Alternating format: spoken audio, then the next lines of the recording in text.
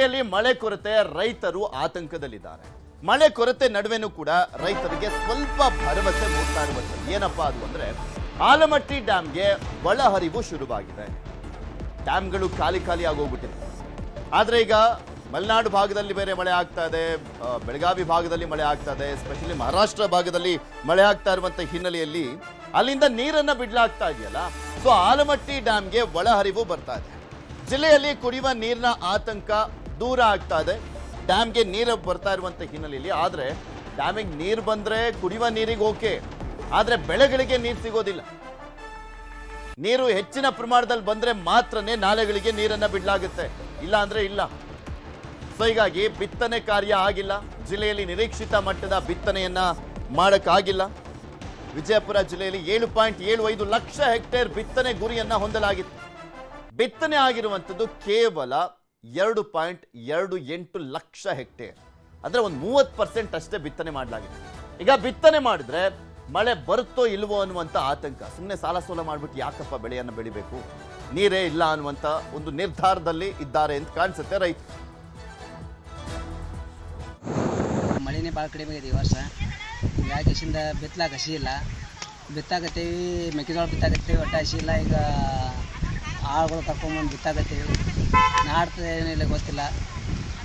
ದೇವ್ರ ಮ್ಯಾಗ ಭಾರ ಹಾಕಿಸಿಂದ ಬಿತ್ತಲಾಕ. ಪ್ರತಿ ವರ್ಷ ಲಕ್ಷಾಂತರ ಕ್ಯೂಸೆಕ್ಸ್ ನೀರು ಈಗಾಗಲೇ ಒಳಹರಿವು ಬರ್ತಾ ಇತ್ತು. ಆದರೆ ಈ ವರ್ಷ ಒಟ್ಟಾರೆಯಾಗಿ ಕರ್ನಾಟಕ ರಾಜ್ಯದಲ್ಲಿ ಯಾವುದೇ ಕೂಡ ಮಳೆ ಆಗದ ನಿಮಿತ್ತವಾಗಿ ಮತ್ತು ಮಹಾರಾಷ್ಟ್ರದಲ್ಲಿ ಕೂಡ ಮಳೆ ಆಗಿಲ್ಲ. ಆ ನಿಟ್ಟಿನಲ್ಲಿ ಆಲಮಟ್ಟಿ ಜಲಾಶಯ ಸಂಪೂರ್ಣವಾಗಿ ಇವತ್ತಿನ ದಿನ ಬರಿದಾಗಿದೆ. ಕೇವಲ ಒಂದು 2 ರಿಂದ 3 TMC ನೀರು ಉಳಿದಂತೇಳಿ ಈಗಾಗಲೇ ಒಂದು ಅಧಿಕೃತ ಮಾಹಿತಿ ಬರ್ತದೆ.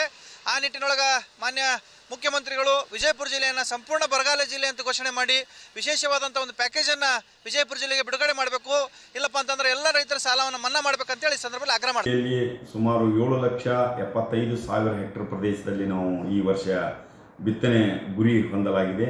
7,75,000 ಹೆಕ್ಟೇರ್ ಪ್ರದೇಶದಲ್ಲಿ 4,25,000 ಹೆಕ್ಟೇರ್ ಪ್ರದೇಶದಟ್ಟು ತೊಗರಿ, ಸುಮಾರು 96,000 ಹೆಕ್ಟೇರ್ ಪ್ರದೇಶದಲ್ಲಿ ಹತ್ತಿ, ಸುಮಾರು 86,000 ಹೆಕ್ಟೇರ್ ಪ್ರದೇಶದಲ್ಲಿ ಮುಸ್ಕಿನ ಜೋಳ, ಸುಮಾರು 1,00,000 ಹೆಕ್ಟೇರ್ ಪ್ರದೇಶದಲ್ಲಿ ಕಬ್ಬು. ಇದೆಲ್ಲದ್ರ ಬಗ್ಗೆ ಇನ್ನಷ್ಟು ಮಾಹಿತಿಯನ್ನು ಪಡ್ಕೊಳ್ತಾ ಹೋಗೋಣ. ನಮ್ಮ ವಿಜಯಪುರದ ಪ್ರತಿನಿಧಿ ಗುರುರಾಜ್ ನಮ್ಮ ಜೊತೆ ನೇರ ಸಂಪರ್ಕದಲ್ಲಿದ್ದಾರೆ. ಗುರುರಾಜ್, ಮುಂಗಾರು ಮಳೆ ಕೈಕೊಟ್ಟಿರುವಂತಹ ಹಿನ್ನೆಲೆಯಲ್ಲಿ ವಿಜಯಪುರದಲ್ಲಿ ಯಾವ ರೀತಿಯ ಸಂಕಷ್ಟದಲ್ಲಿದ್ದಾರೆ, ಮತ್ತು ಒಂದ್ ಕಡೆ ಕಳೆದ ಬಾರಿ ಎಷ್ಟು ಎಕರೆಯಲ್ಲಿ ಮುಂಗಾರು ಮಳೆಯ ಸಂದರ್ಭದಲ್ಲಿ ಬಿತ್ತನೆಯನ್ನು ಮಾಡಲಾಗಿತ್ತು, ಈ ವರ್ಷ ಯಾವ ರೀತಿಯಾಗಿದೆ ಪರಿಸ್ಥಿತಿ, ಮತ್ತು ಒಂದ್ ಕಡೆ ಈಗ ಬಿತ್ತನೆ ಮಾಡ್ದಲೇ ಇರುವಂತದ್ದು ದರ ಏರಿಕೆಗೂ ಕೂಡ ಕಾರಣ ಆದ್ರೂ ಆಗ್ಬೋದೇನೋ? ಹೌದು ಪೃಥ್ವಿರಾಜ್, ಏನಂದ್ರೆ ವಿಜಯಪುರ ಜಿಲ್ಲೆಯಲ್ಲಿ ಈ ಬಾರಿ ಬರಗಾಲದ ಆತಂಕ ಇರುವಂತದ್ದು. ಒಂದು ಕಡೆ ವಿಜಯಪುರ ಜಿಲ್ಲೆಯಾದ್ಯಂತ ಮೋಡ ಕವಿದ ವಾತಾವರಣ ಇರುತ್ತೆ, ಆದ್ರೆ ಮಳೆ ಆಗ್ತಾ ಇಲ್ಲ. ಇದು ಒಂದು ಸಮಸ್ಯೆ ಆಗಿರುವಂತದ್ದು. ರೈತರು ಮೋಡ ಕವಿದ ವಾತಾವರಣದ ಬಳಿಕ ಇನ್ನೇನು ಮಳೆ ಬರುತ್ತೆ ಅನ್ನೋ ಕಾರಣಕ್ಕೆ ಬಿತ್ತನೆಯನ್ನ ಮಾಡ್ತಾ ಇದ್ದಾರೆ. ಸಾಲ ಸೋಲವನ್ನ ಮಾಡ್ಕೊಂಡು ಬೀಜ ಎಲ್ಲ ತಗೊಂಡು ಬಿತ್ತನೆ ಮಾಡ್ತಾ ಇದ್ದಾರೆ. ಆದ್ರೆ ಮಳೆ ಆಗದೆ ಇರೋ ಕಾರಣದಿಂದಾಗಿ ಒಂದು ಕಡೆ ಅವ್ರಿಗೆ ಬೆಳೆ ಬರೋದಿಲ್ಲ ಅನ್ನೋದು ಒಂದು ಖಾತ್ರಿ ಆಗುವಂತಹ ಮಟ್ಟಕ್ಕೆ ಈಗ ಜಿಲ್ಲೆಯಲ್ಲಿ ಇರುವಂತದ್ದು. ಹಾಗಾಗಿನೇ ಬರಗಾಲ ಜಿಲ್ಲೆ ಅಂತ ಘೋಷಣೆ ಮಾಡಿ ಅಂತ ಆಗ್ರಹ ಮಾಡ್ತಾ ಇದ್ದಾರೆ. ವಿಜಯಪುರ ಜಿಲ್ಲೆಯ ಆಲಮಟ್ಟಿ ಜಲಾಶಯ ಉತ್ತರ ಕರ್ನಾಟಕದ ಜೀವನಾಡಿಯಾಗಿರುವಂತದ್ದು. ವಿಜಯಪುರ ಜಿಲ್ಲೆಯಲ್ಲಿ ಸಹಿತ ರೈತರು ಏನೇ ಬೆಳೆ ಬೆಳಿಬೇಕಾದ್ರೂ ಮತ್ತೆ ಕುಡಿಯೋ ನೀರಿಗೂ ಆಲಮಟ್ಟಿ ಜಲಾಶಯನೇ ಆಧಾರ ಸ್ತಂಭವಾಗಿತ್ತು.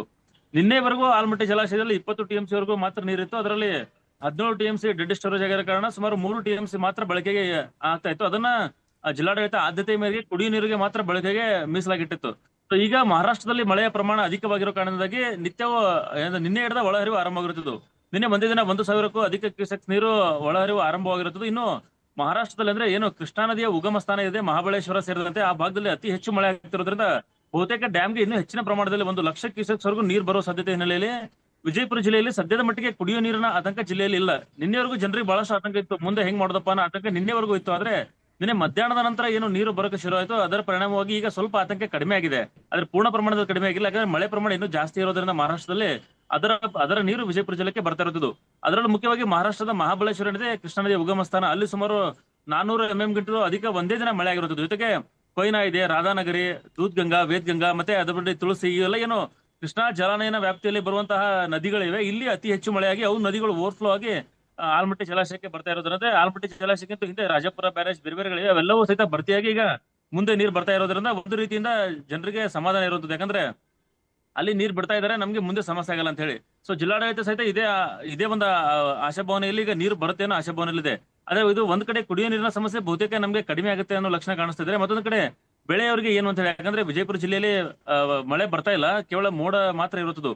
ಕಾಲುವೆಯಿಂದ ನೀರು ಬಿಡಬೇಕಂದ್ರೆ ಇನ್ನೂ ನಿರೀಕ್ಷಿತ ಮಟ್ಟದಲ್ಲಿ ನೀರಿಲ್ಲ. ಕಳೆದ ವರ್ಷ ಇದೇ ಸಮಯಕ್ಕೆ ಸುಮಾರು 50ರಿಂದ 60 TMC ವರೆಗೂ ನೀರಿತ್ತು. ಅಂದ್ರೆ ಬಹುತೇಕ ಆಗಸ್ಟ್ ನಲ್ಲಿ ಜಲಾಶಯ ತುಂಬುವಂತ ಸ್ಥಿತಿ ಪ್ರತಿ ವರ್ಷ ಆಗ್ತಾ ಇತ್ತು. ಆದ್ರೆ ಈ ವರ್ಷ ಅದನ್ನು ಸಹಿತ ಇಲ್ಲ. ಹಾಗಾಗಿ ಜನರ ಆತಂಕ ಇತ್ತು. ಕುಡಿಯೋ ನೀರಿಂದ ಬಹುತೇಕ ಬಗೆಹರಿದಿದೆ. ಈಗ ರೈತರದ್ದು ಹೇಗೆ ಅಂತ ಹೇಳಿ ಬರಗಾಲವನ್ನ ಘೋಷಣೆ ಮಾಡಿ ಅಂತ ಹೇಳಿ, ಯಾಕಂದ್ರೆ ಈಗ ನಾವು ಸಾಲ ಸೋಲವನ್ನು ಮಾಡಿ ಬಿತ್ತನೆ ಮಾಡಿದ್ದೇವೆ.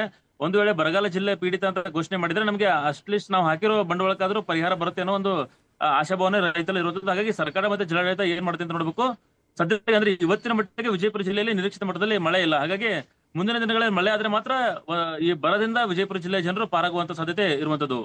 ಓಕೆ, ಧನ್ಯವಾದ ಗುರುರಾಜ್ ನಿಮ್ಮೆಲ್ಲ ಮಾಹಿತಿಗಾಗಿ.